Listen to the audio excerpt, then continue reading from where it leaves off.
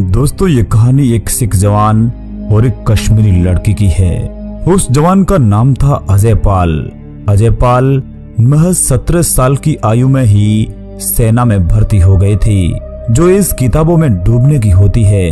उसी एज में इन्होंने सेना को ज्वाइन कर लिया था।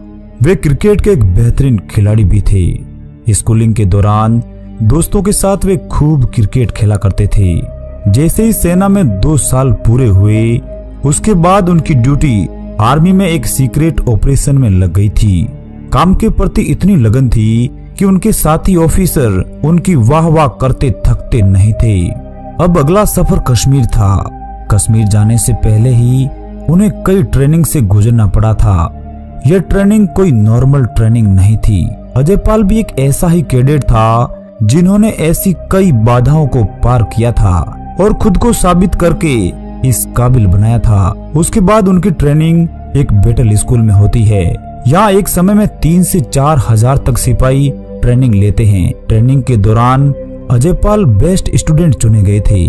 3 से 4 हफ्तों तक चलने वाली इस ट्रेनिंग में 24 घंटे से लेकर 72 घंटे तक की ड्यूटी करनी पड़ती थी। औसतन एक सिपाही को सोने के लिए 5 घंटे ही मिलते थे और वह भी कभी कभी तो किस्तों में ही मिलते थे। वैसे भी आर्मी का शेड्यूल तो सख्त होता ही है। जिसने ठान लिया है कि मुझे आर्मी में जाना है, फिर वे लोग महज नौकरी के हिसाब से यहाँ भर्ती नहीं होते हैं। और यहाँ पर अजय पाल भी जोश जुनून से लबरेज होकर अपने कदम बढ़ा रहे थे। थोड़े समय बाद ही अजय पाल की ड्यूटी राष्ट्रीय राइफल में हो जाती है। राष्ट्रीय राइफल सेना का एक खास अंग होता है, जिसे 1990 के बाद बनाया गया था, जब कश्मीर में इमरजेंसी के हालात बन गए थे। अजय पाल को लगा कि अब ट्रेनिंग से मुक्ति मिल जाएगी और नौकरी भी आसान हो जाएगी। लेकिन यहाँ का शेड्यूल बड़ा ही कठोर था। यहाँ तो अजीब तरह के टास्क मिल रहे थे। उन्हें रोजाना यूनिट के साथ लोकल लोगों से भी मिलना होता था, ताकि घुसपैठ की कोई खबर इकट्ठा की जाए। अजय पाल रोजाना एक मेडिकल टीम के साथ उन गाँव में जाते और लोगों से मिलकर खबर जुटाते। इस तरह अजय पाल काफी दिनों तक लोकल लोगों से मिलते रहे। इसी दौरान अजय पाल की मुलाकात उसी गांव की एक कश्मीरी लड़की से होती है। एक तरफ हट्टा कट्टा सिख नौजवान तो दूसरी तरफ सुंदर कश्मीरी लड़की थी।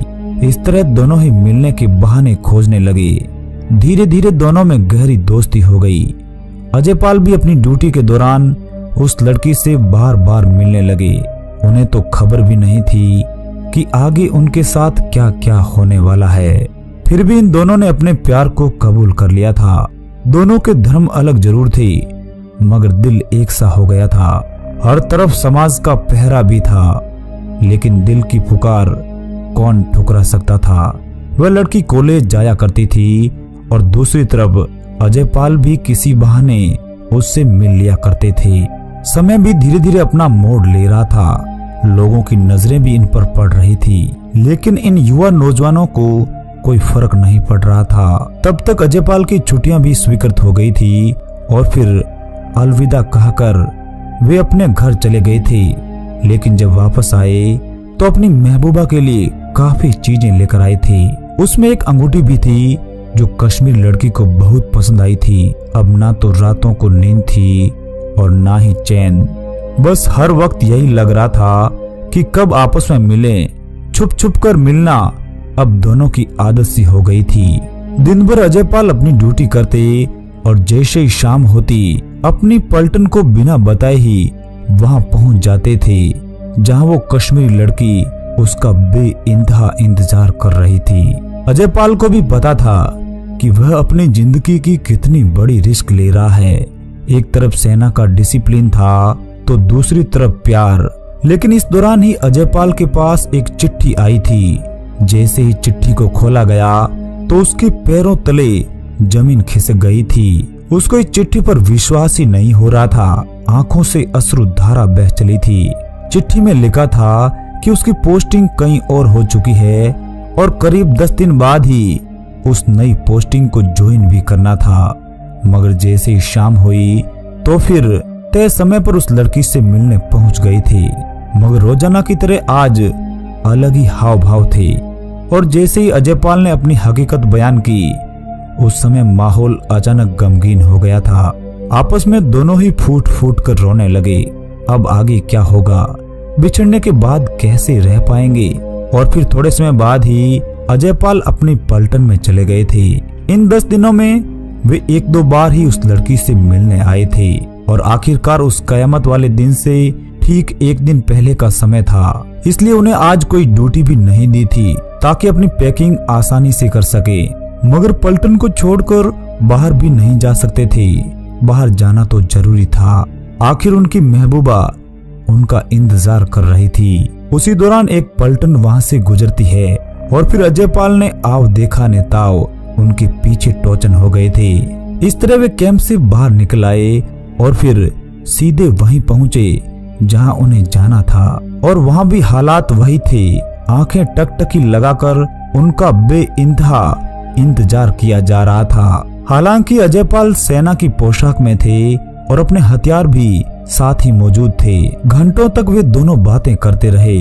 अजयपाल ने भी कह दिया था कि वापस जरूर आऊंगा, तुझे अपने गांव साथ ले जाऊंगा। और दोनों ने साथ रहने की कस्में भी खाई थी। और अब वो जुदाई का समय भी आ गया था। जैसे ही दोनों सुनसान से बाहर आए तो फिर बाहर का दृश्य देखकर वे दोनों हैरान रह गए थे। बाहर बड़ी संख्या में भीड़ खड़ी थी। भीड़ क्रोध से पागल हो रही थी। अजयपाल ने भी भागने का प्रयास किया, मगर जैसे ही अपना एक कदम आगे बढ़ाया तो फिर लोगों ने चारों तरफ से घेर लिया था। अजयपाल ने लोगों को समझाने का भी प्रयास किया था। गुस्से में बौखलाई भीड़ समझने वाली कहाँ थी। भीड़ इतनी पागल हो गई थी कि आज अजयपाल को मौत के घाट उतार के ही रहेगी। आखिर अजयपाल अकेले कर भी तो क्या सकते थे। और फिर उन्होंने अपनी गन को बाहर निकाल दिया। लोगों को चेतावनी भी दी कि वे उनके रास्ते से हट जाएं। उन्होंने ऐसा कोई काम नहीं किया है जैसा आप सोच रहे हो। आप चाहो तो उस लड़की से भी पूछ सकते हो, हम दोनों आपस में प्यार करते हैं। तब तक एक आदमी कुल्हाड़ी लेकर उस पर हमला करने ही वाला था, लेकिन अलर्ट अजयपाल ने अपना बचाव करते हुए उस पर गोली का वार कर दिया था।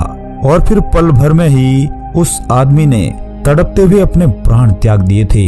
अगर समय पर निर्णय लेने में चूक हो जाती तो अजयपाल की गर्दन के 2 टुकड़े हो जाते। यह सब देखकर एक बार तो भीड़ तितर बितर हो गई थी। करीब 100 कदम ही आगे बढ़ पाए थे अजयपाल, मगर दूसरी तरफ से एक उससे भी बड़ी भीड़ अजयपाल की ओर बढ़ रही थी। और पल भर में ही अजयपाल वापस गिर गए थे। वह लड़की भी अजयपाल को बचाने की गुहार कर रही थी, मगर भीड़ सुनने वाली कहाँ थी। लोगों ने अजयपाल पर पत्थर बरसाना शुरू कर दिया था। वो लहूलुहान हालात में था।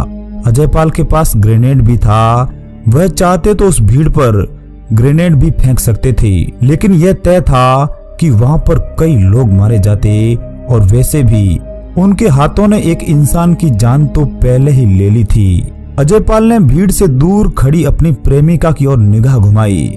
दोनों की नजरें मिल गई थी। उस लड़की की आंखें भी आंसुओं से भर आई थी। और अगले ही पल में अजयपाल ने एक ऐसा निर्णय लिया जिसके बारे में कोई सोच भी नहीं सकता था।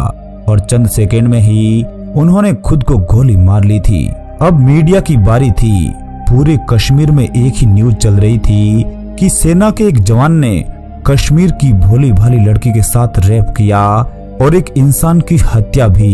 यह खबर आग की तरह फैल रही थी। सेना को भी अपमान का घूंट पीना पड़ रहा था। पुलिस ने भी तुरंत ही एक्शन में आकर कार्रवाई को अंजाम दिया।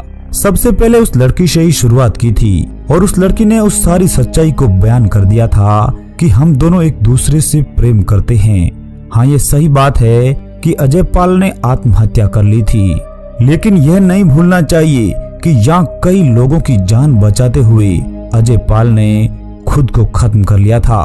और फिर सेना ने भी अजयपाल को किल्ड इन एक्शन माना था, जिसने कई लोगों की जान लेने की बजाय अपनी जान देकर सेना का शौर्य को बनाए रखा था। दोस्तों, इस सच्ची घटना पर आपके क्या विचार है? साथ ही चैनल सब्सक्राइब जरूर कर लीजिएगा। जय हिंद, वंदे मातरम।